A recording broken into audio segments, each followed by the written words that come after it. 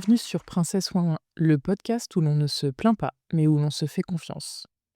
Faire sa princesse Ouin Ouin, c'est râler contre sa grande sœur, mais être peiné quand elle quitte la maison. Faire sa princesse Ouin Ouin, c'est endosser soi-même le rôle de grande sœur, mais regretter de ne plus être épaulé. Faire sa princesse Ouin Ouin, c'est vouloir tous les rôles et aucun à la fois. Bonjour à toutes et à tous.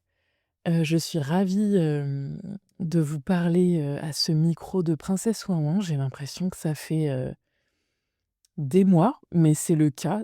Je crois que j'ai enregistré le dernier épisode solo, en décembre et je n'en ai pas réenregistré depuis. J'ai fait une longue pause, à Noël, c'était nécessaire pour, mon repos et puis, parce que je me suis retrouvée dans une spirale, infernale avec, mon fils qui a cumulé, les maladies.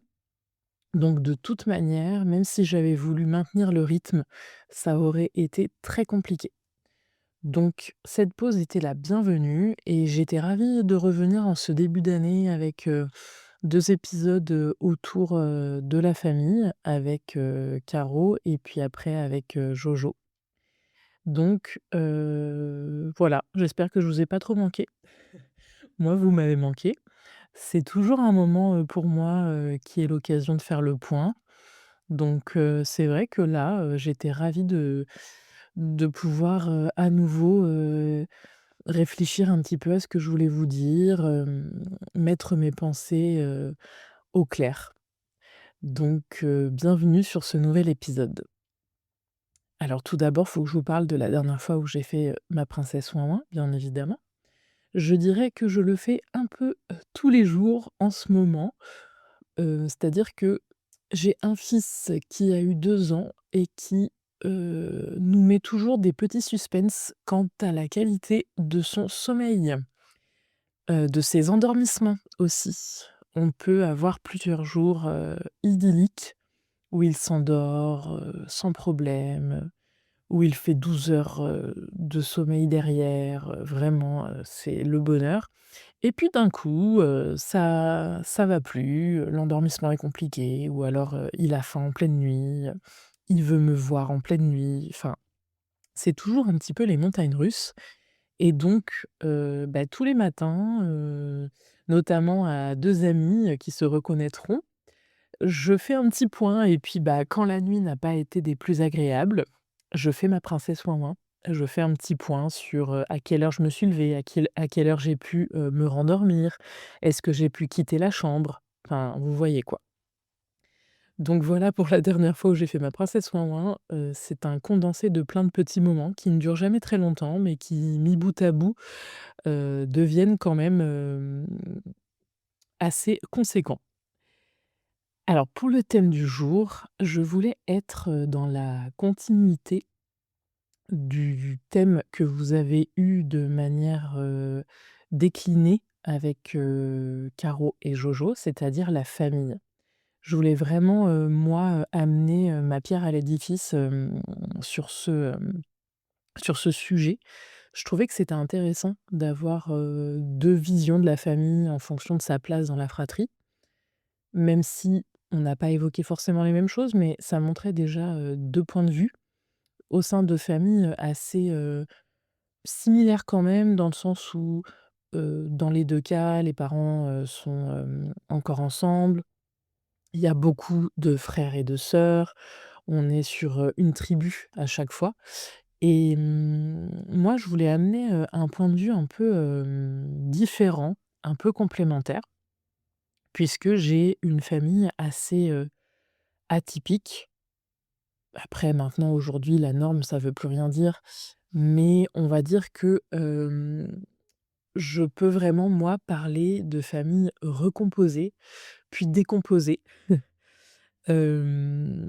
J'ai, eu, plusieurs schémas familiaux en fait au sein, de mon enfance, hein, je vous parle même pas de ma vie d'adulte et quand je fais le point autour de moi, je remarque que j'ai beaucoup d'amis qui en fait ont encore leurs parents qui sont ensemble.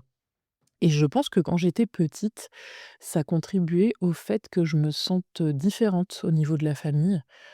pas comme quelque chose qui me rendait mal. J'ai toujours assumé que mes parents étaient divorcés. C'était pas c'était pas du tout un sujet de malaise pour moi, mais j'avais toujours ce truc de me dire: «Ah, pourquoi ça n'a pas fonctionné, entre mon père et ma mère? Pourquoi est-ce que mes copains, eux, leurs parents sont encore ensemble?» et cetera. Alors après, quand on grandit, on se rend compte que entre ce qu'on voit et la réalité, il y a un grand écart et puis, aujourd'hui, c'est quand même très courant d'avoir des parents, séparés.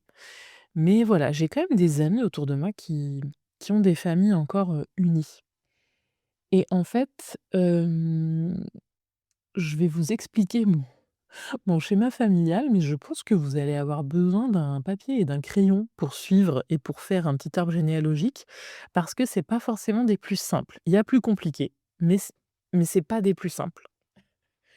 Alors, quand mon père et ma mère se sont rencontrés, ma mère avait déjà un enfant, avait, ma grande sœur. Donc, déjà quand ils se sont mis ensemble, mon père est devenu beau-père avant même d'être père. Ensemble, ils ont décidé de faire un enfant, moi. Donc je suis arrivée, ma sœur avait 7 ans déjà. On a 7 ans d'écart avec ma sœur. Donc j'ai vraiment eu une grande sœur, vraiment une grande sœur qui en plus était mature pour son âge et j'ai vraiment eu tout de suite, ce schéma où j'ai la grande sœur, au-dessus de moi, qui m'apprend plein de choses et cetera. 4 ans plus tard, ils ont fait mon frère. Donc j'ai 7 ans d'écart avec ma grande sœur, 4 ans, d'écart avec mon petit frère. Et cette cellule, familiale, elle a duré un certain temps où on a été comme ça, tous les 5. Quand j'ai eu, 7 ans, mes parents ont divorcé. Donc mon frère n'était pas bien âgé, hein, moi j'avais 7 ans.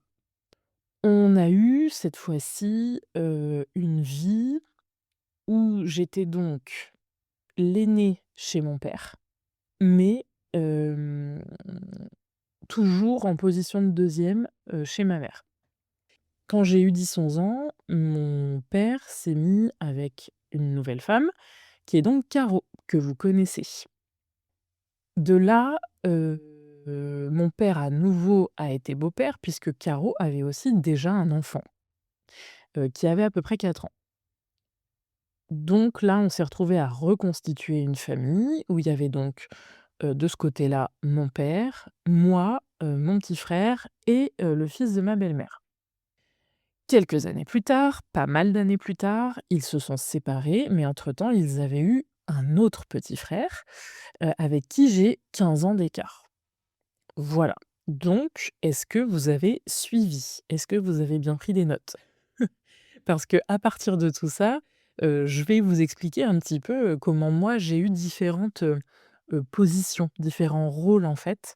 Rien n'était figé en fonction, de où j'allais, avec qui j'étais entourée.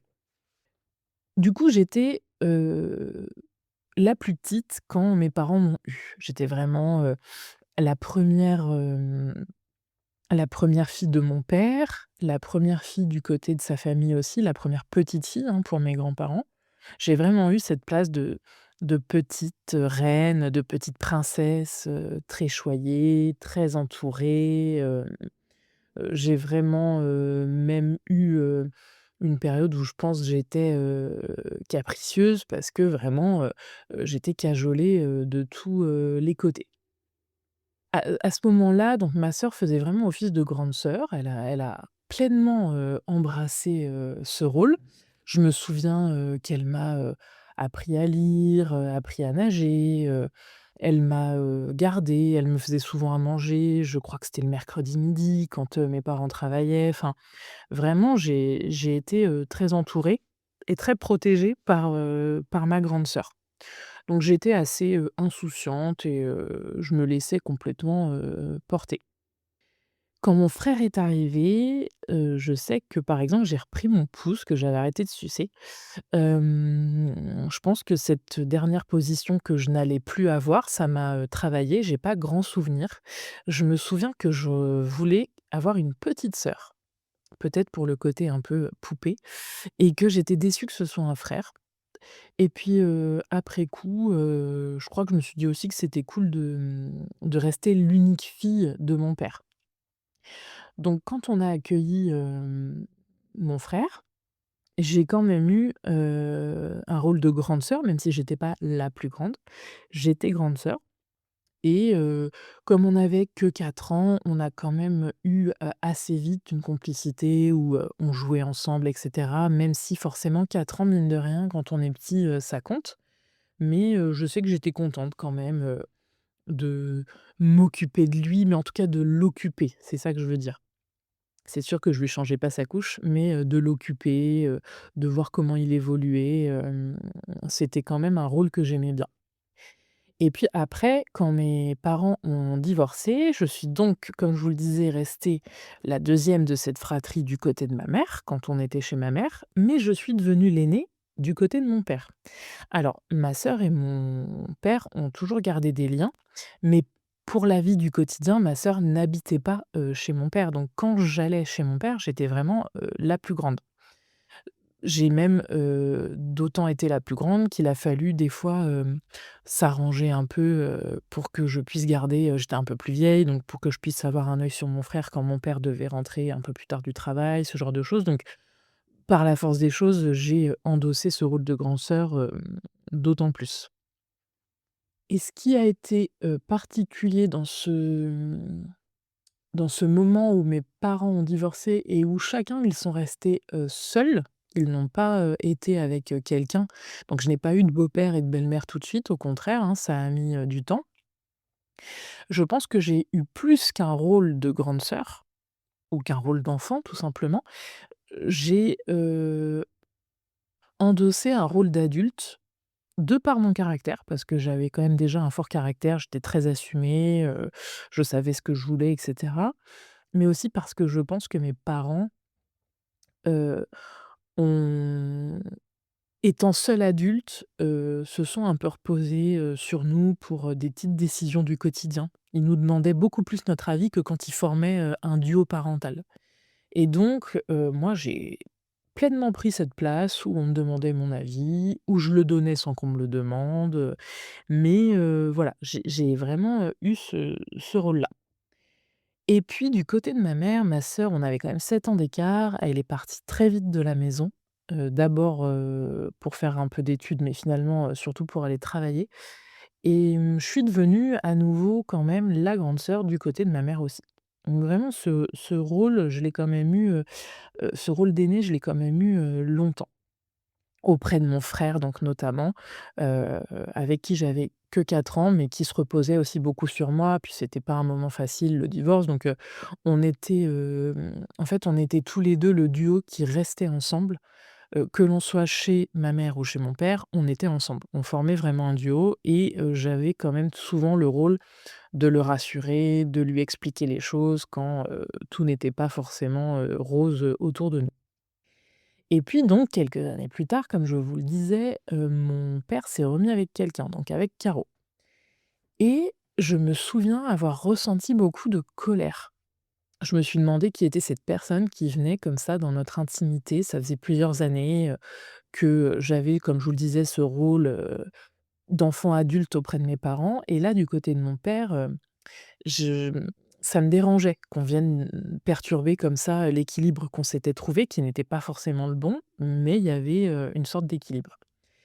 En plus, Caro avait la particularité de vraiment vouloir nous remettre à notre place d'enfant. Elle a beaucoup plus, été à cheval sur, le temps qu'on passait devant la télé, l'heure à laquelle, on se couchait, elle nous remettait vraiment à notre place d'enfant. Et au début, bah, ça m'a énervée, j'ai trouvé ça injuste, qui elle était pour venir comme ça perturber, notre famille. Et petit à petit, je me suis sentie en fait soulagée de ça. Vraiment soulagée de ne plus avoir à prendre, des décisions, même si c'était des micro-décisions, mais de ne plus avoir à endosser ce rôle d'adulte qui avait des avantages, mais aussi des inconvénients, qui généraient quand même du stress, qui généraient beaucoup de charge mentale.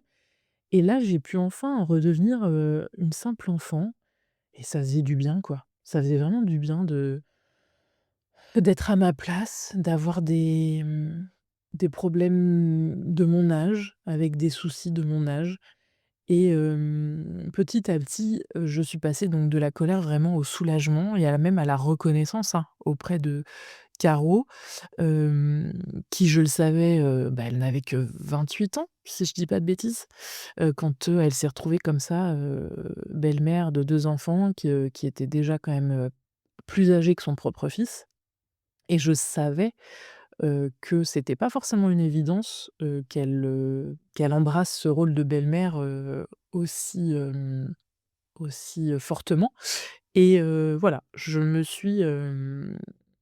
suis laissée, remettre à ma place, même si ça n'a pas été évident, mais ça m'a fait beaucoup de bien et je voudrais vraiment, faire, un aparté, sur ce sujet, de la belle-mère, qui est aussi un sujet, très lié, aux familles, recomposées. C'est-à-dire que pour ceux qui m'écoutent, que ce soit pour les mères ou peut-être aussi pour les enfants qui ont des belles-mères, on est bien d'accord qu'en fait, c'est très clair dans la tête d'un enfant qu'une belle-mère ou qu'un beau-père n'est pas notre mère ou notre père. Quand bien même, on a des relations compliquées avec ses parents, ça n'est jamais une figure qui remplace, la figure de père ou de mère. Ça devient en fait un adulte de référence en plus, supplémentaire. Hem, il y a vraiment, cette distinction qui se fait, naturellement en fait, j c'est irremplaçable un père et une mère et quand bien même il y a un autre adulte qui vient, s'immiscer dans le quotidien, la distinction elle est vraiment très, très, très claire. Et si vraiment il y a des mères qui m'écoutent et qui, malheureusement, doivent, affronter cette situation de voir leurs enfants vivre, la moitié du temps ou un week-end sur 2 avec une belle-mère, vraiment, je sais que moi, en étant devenue mère, ça me serait insupportable, je pense. Mais il faut vraiment se dire que la distinction, elle est très claire. Je l'ai vécu et vraiment, pour avoir eu une relation de qualité, et encore d'ailleurs, avec, Caro, jamais je ne l'ai prise, pour ma mère. C'était vraiment une personne qui aidait à faire les devoirs, aller acheter les fournitures scolaires, aller acheter un jean parce qu'il t'en manque un et à moins vraiment de réussir à cadrer les choses pour que ce ne soit que le père ou la mère qui se charge encore de ça, ça me paraît difficile, quand, c'est pas qu'un week-end sur 2. On a longtemps fait, une semaine, bon, il y a un moment, c'est inévitable.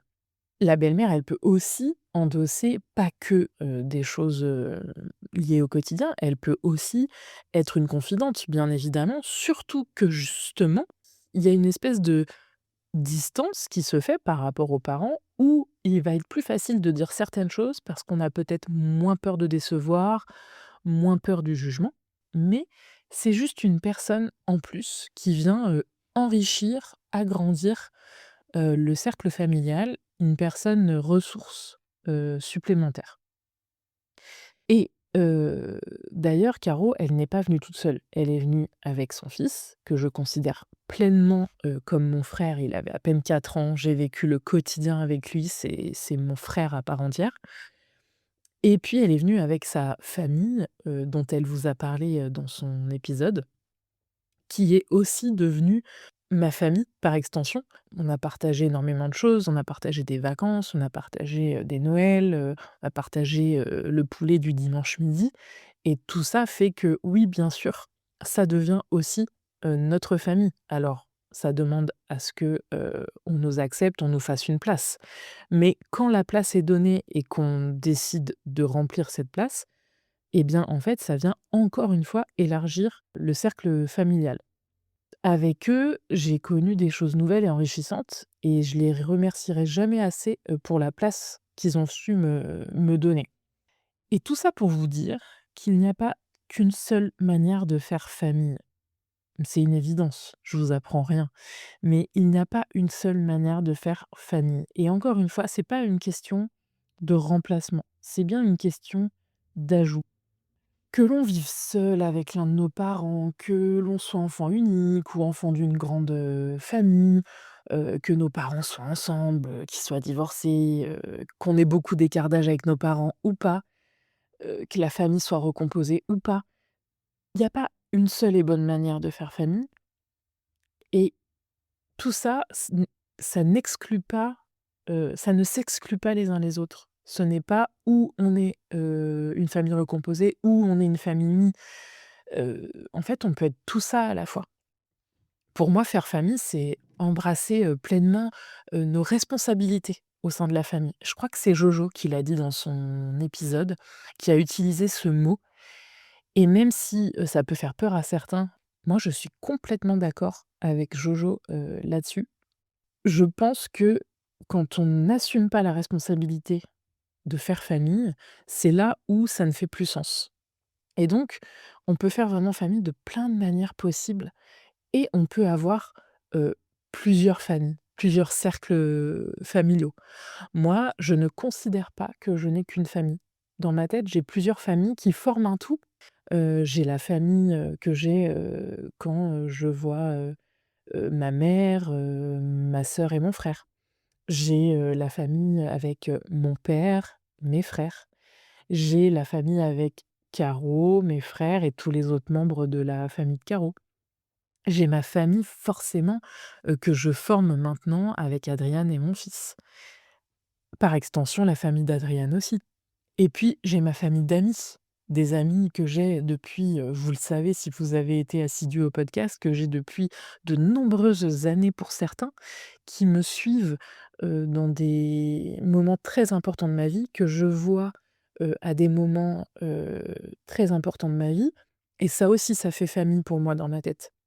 Alors des fois, ça a pu me peser d'avoir autant de cercles, familiaux.